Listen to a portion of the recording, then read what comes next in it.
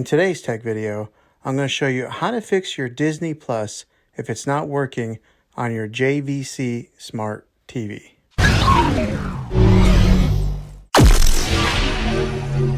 Okay, I'm going to show you really simple ways to try and fix this problem.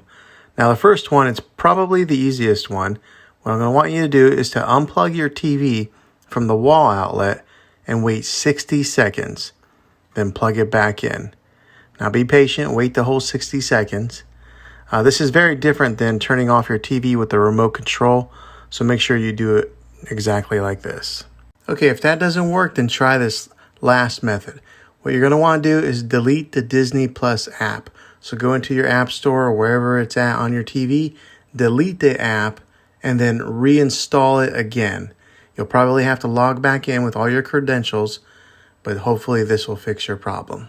Well, hopefully this fixed your problem. If it did, go ahead and click a thumbs up on this video. Go ahead and subscribe to my channel. I make tech videos all the time, and I'd love to have you back in the next one. Take care.